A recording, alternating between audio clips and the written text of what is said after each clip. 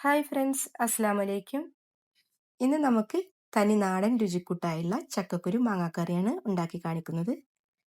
ഇനി ചട്ടിയിലോട്ട് ഒരു കപ്പോളം ചക്കക്കുരു കട്ട് ചെയ്തത് ഇട്ട് കൊടുക്കുന്നുണ്ട്. ചക്കക്കുരു കഴിക്കാൻ എല്ലാവർക്കും ഇഷ്ടമായിരിക്കും, പക്ഷെ അതിൻ്റെ തോല് കളയാൻ അത്ര തന്നെ ആർക്കും ഇഷ്ടമുണ്ടാവില്ല. അപ്പോൾ അതിനൊരു എളുപ്പവഴി പറഞ്ഞുതരാം. കുക്കറിലേക്ക് ഇട്ട് കൊടുത്തിട്ട് കുറച്ച് വെള്ളം ഒഴിച്ചിട്ട് ഒറ്റ വിസിൽ വിളിക്കുക.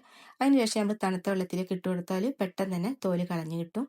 ഇനി ഒരു 3/4 ടീസ്പൂണോളം മഞ്ഞൾപ്പൊടി, 1 ടീസ്പൂൺ മുളക് പൊടി, പിന്നെ ആവശ്യത്തിനുള്ള ഉപ്പ്, കുറച്ച് വേപ്പില, പിന്നെ വെള്ളം കൂടി ഒഴിച്ചു കൊടുക്കുക. ചൂടുവെള്ളമാണ് ഞാനിപ്പോൾ ഒഴിച്ചു കൊടുത്തിട്ടുള്ളത്. എന്നിട്ട് ഇത് നന്നായിട്ട് ഒന്ന് മിക്സ് ചെയ്തിട്ട് കൊടുക്കുക. ഒന്ന് മിക്സ് ചെയ്തതിന് ശേഷം നമുക്കിതൊന്ന് അടച്ചു വെച്ചിട്ടാണ് പിന്നെ വേവിച്ചെടുക്കേണ്ടത്. അപ്പോൾ അത് വെന്ത് വരുന്ന ടൈം കൊണ്ട് ഇതിലേക്കുള്ള അരപ്പ് തയ്യാറാക്കുക. അപ്പോൾ അതിന് വേണ്ടിയിട്ട് 1 കപ്പ് തേങ്ങ ജാറിലേക്ക് ഇട്ട് കൊടുത്തിട്ടുണ്ട്. പിന്നെ ഒരു 4 ചെറിയുള്ളി, 2 പച്ചമുളക് ഇട്ട് കൊടുക്കുന്നുണ്ട്, 1 ടീസ്പൂണ് ചെറിയ ജീരകം. ഇനി ആവശ്യത്തിനുള്ള വെള്ളം കൂടി ചേർത്തിട്ട് വളരെ കുറച്ച് വെള്ളം ചേർത്തിട്ടാണ് ഇത് അരച്ചെടുക്കുന്നത്. അപ്പോൾ ഇതിവിടെ അരച്ചെടുത്തിട്ട് കൊണ്ടുവരാം. ഇനി നമുക്ക് ഇതിലേക്ക് മാങ്ങ വേണം. ഇപ്പോൾ 2 മാങ്ങ എടുത്തിട്ടുണ്ട്. അപ്പോൾ ഒരെണ്ണം കട്ട് ചെയ്തിട്ട് നമുക്ക് നോക്കി നോക്കാം. പുളി കൂടുതലാണെങ്കിൽ ഒരെണ്ണം മതി, അതല്ല കുറവാണെങ്കിൽ നമുക്ക് 2 എടുക്കാം. അപ്പോൾ ഇതുപോലെ അങ്ങ് തോലൊക്കെ കളഞ്ഞിട്ട് നമുക്ക് കട്ട് ചെയ്തിട്ട് എടുക്കാം. ചക്കയുടെ സീസൺ ആയതുകൊണ്ട് തന്നെ ഇഷ്ടത്തിന് നമുക്ക് ചക്കക്കുരൊക്കെ വീട്ടിലുണ്ടാവും. അപ്പോൾ അതൊന്നും നാശാക്കി കളയാതെ ഇതുപോലെ അങ്ങ് വേവിച്ച് കട്ട് ചെയ്തിട്ട് ഫ്രീസറിലേക്ക് മാറ്റിയാൽ മതി. നമ്മൾ എടുക്കുന്ന ടൈമിൽ കുറച്ച് നേരം ഒന്ന് വെള്ളത്തിലിട്ട് വെച്ച് കഴിഞ്ഞാൽ ഒരു കുഴപ്പമില്ല, ഫ്രഷ് ആയിട്ട് തന്നെ ഇരിക്കും. ഇപ്പോഴാണെങ്കിൽ മാങ്ങയുടെ സീസണും കൂടിയാണ്.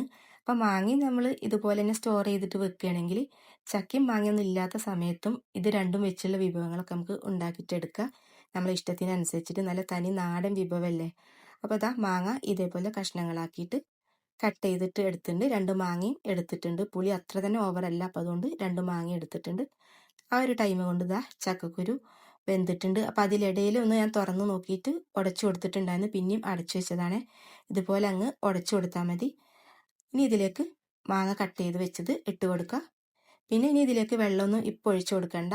ഈ ഒരു ഇതിൽ കിടന്നിട്ട് തന്നെ മാങ്ങയും വെന്ത് വരും. മാങ്ങ പിന്നെ വേവാൻ അധികം ടൈം വേണ്ട, ഒരുപാട് അങ്ങ് വെന്ത് ഉടഞ്ഞു പോകും വേണ്ട, അടച്ചു വെക്കുക. ആ ഒരു ആവിയിൽ കിടന്നിട്ട് ഇതങ്ങ് വെന്ത് വരും. അപ്പം മാങ്ങ നന്നായിട്ട് വെന്ത് വന്നിട്ടുണ്ട്. ഇനി ഇതിലേക്ക് നേരത്തെ അരച്ചു വെച്ചിട്ടുള്ള അരപ്പ് ചേർത്ത് കൊടുക്കുക. ആ ജാറിൽ തന്നെ കുറച്ചുകൂടെ വെള്ളം ഒഴിച്ചിട്ട് അതുകൂടെ ഇതിലേക്ക് അങ്ങ് ഒഴിച്ചു കൊടുക്കുക. നമുക്കൊരു തിക്ക് നോക്കിയിട്ട് ഒഴിച്ചു കൊടുക്കുക. ഇത് നന്നായിട്ട് തിക്കായിട്ട് തോന്നുകയാണെങ്കിൽ ഒരു ഇച്ചിരി ചൂടുവെള്ളം കൂടി ഒഴിച്ചു കൊടുത്താൽ മതി.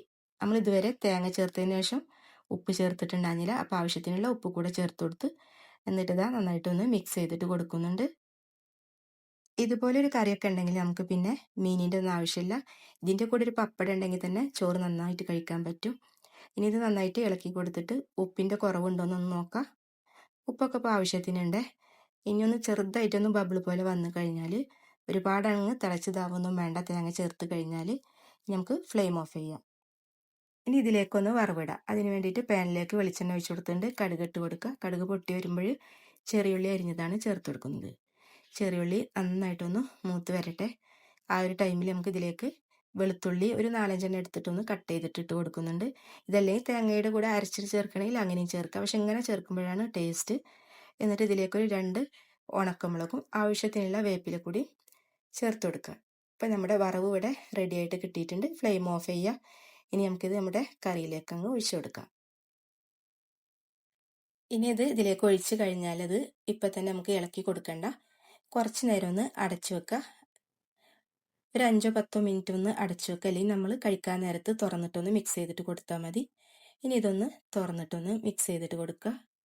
അപ്പോൾ നമ്മുടെ ചക്കക്കുരു മാങ്ങാക്കറി ഇവിടെ റെഡി ആയിട്ട് കിട്ടിയിട്ടുണ്ട്. നല്ല ചൂട് ചോറിൻ്റെ കൂടെ കഴിക്കാൻ നല്ല ടേസ്റ്റാണ്. അപ്പോൾ എല്ലാവരും ട്രൈ ചെയ്ത് നോക്കുക. ഇൻഷാ അല്ലാഹ് ഇനി നെക്സ്റ്റ് വീഡിയോയിൽ കാണാം.